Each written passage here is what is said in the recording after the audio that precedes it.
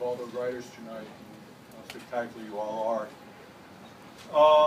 I started writing a year ago this week when my father passed away, and we were, to say lightly, we were oil and water.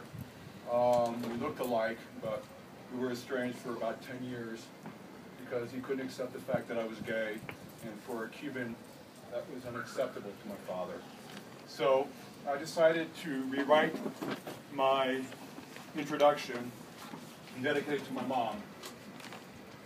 Her name is Sara Marta Morales Ventura. And the name of this is Mi Patria, My Family.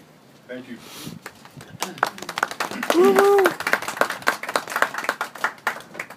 I love watching cartoons with my four-legged sidekick, King, sitting on a large brown cushy sofa in our wood-paneled family room that was awkwardly added to our small three-bedroom house in North Miami Beach. On many occasions, I would also be sitting with my mother on the same sofa, leaning my head on her left arm while watching old black and white movies. I look up. Mommy, why are you crying? Mi hijo, you remind me so much of Cuba. Mommy, why did we leave? Because a bad man took over the country and he might hurt Papi. You can't remember it because you were just a little baby when we left. Mommy, tell me more about it and why we left. The television was turned off and I was enthralled as a 7-year-old could be. Juancito, don't you want to play with your friends in the neighborhood? No, Mommy, I want to know why we left. Mi hijo, no es fácil, it's not easy to say. Mommy, I'm not a little baby anymore, I need to know. I only have 2 friends in the neighborhood, it's Sunday, so they're with family. Why do these older kids in the block call me a spick and tell me to go back on my banana boat? Didn't we come over on a plane? Hijo, ignóralos, just ignore them. Dígame de Cuba, tell me about it. I have sat and listened to Papi, and he always seems upset and angry when he talks about the country we came from. Many similar conversations with my mother over the next few years centered around my inquisitive nature about where I came from and why, when we had guests over for dinner, the conversation always was about our previous life that did not include Miami, but the island that was 90 miles away. As I grew older, my mother and I would sit in the same brown sofa, her posture slightly bent forward, her right hand and index finger placed gingerly over her nose and mouth, as if she was holding up her face, and then tilting her head to the right to engage her son. She spun an incredible tale of Cuba. Instead of our usual ritual watching and enjoying old films like Casablanca with Humphrey Bogart and Ingrid Bergman, she calmly, and without spouting vitriol like my father and other Cuban men, explained to me my country of birth, mi patria, my heritage, and what it was like in the country we came from. My mom started from the beginning and described between bouts of tears how the fireworks that brought in the new year in Havana, Cuba in 1959 foretold doom for our family. A revolutionary army of bearded and dirty Cubans led by Fidel and Raúl Castro descended from the Santa Clara mountain ranges. Mommy, was it the Castro brothers why we left? Si, mi hijo. Yes, we had a good life there. Papi was a lawyer, and I was a teacher, and different Cubans in the countryside were poor and were angry that we had so much. Tell me how it was before we left. During other moments of mother and son bonding, she would go on to describe how Cuba's Afro-Cuban slave ancestry population historically dominated the countryside throughout the island. For decades, prior to Cuba's independence from Spain in 1902, the colonialist government strongly encouraged a large migration of Caucasian Spaniards to immigrate to what many in the Americas called Cuba, the Pearl of the Caribbean.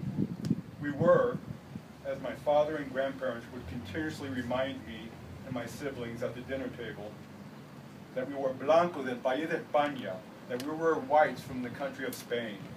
I always found myself pivoting and looking to my mom for an unbiased explanation of where we came from. I was a sponge. Instead of playing kickball with my sister Sarah, and a few others, I would always find myself going back to my mother's stories. Mommy, tell me exactly how it was when we left. My mother reiterated how the five of us, Papi did not leave with us. She would sigh, inhale, then exhale. Papi wanted to make sure that we would be safe and put us safely on a plane to Miami.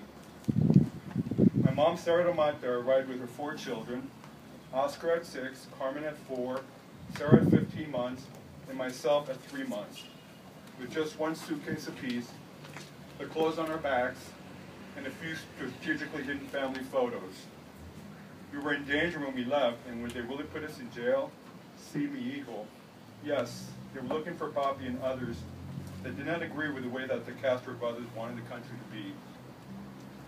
How did Papi finally get out?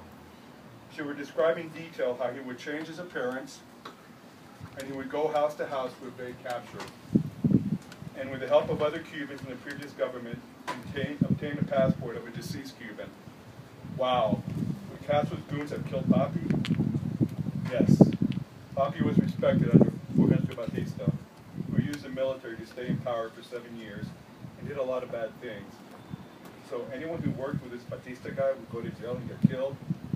As I tried more information from my mother, her affect would change, tears would roll down her cheeks, followed by placing her hand on my knee.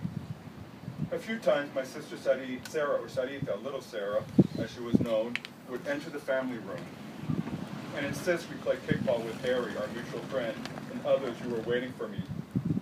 Sarita was like my second mother. Although I, just 15 months younger, she always seemed too attentive and bordering on smothering.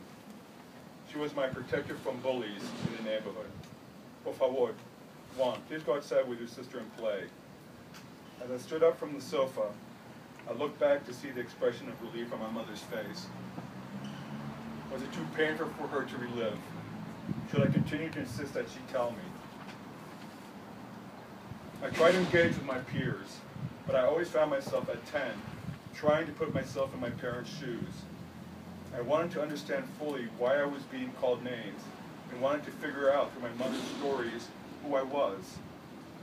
Speaking Spanish in the house and English in the neighborhood, I was so confused.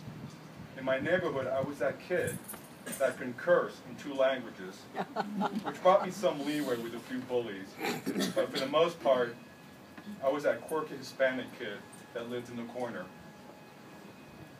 I was second only to Mrs. Sapphire, who was called the crazy cat lady, who lived with a few dozen cats, her older son, who was even scarier, an inclined driveway, overgrown trees and bushes that would cover their house, which was always avoided on Halloween.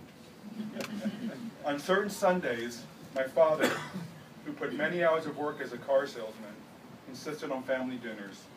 Eventually, conversation by my father became political, followed by ongoing argument with anyone who differed from his perspective. Eventually, my older siblings, Oscar and Carmen, would make any excuse to avoid dinners with Papi. After one particular Sunday,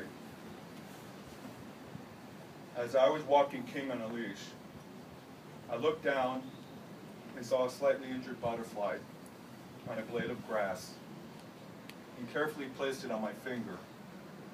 And within a short time, watched as it flew away. A smile came across my face as I wished that I could be that butterfly and fly away.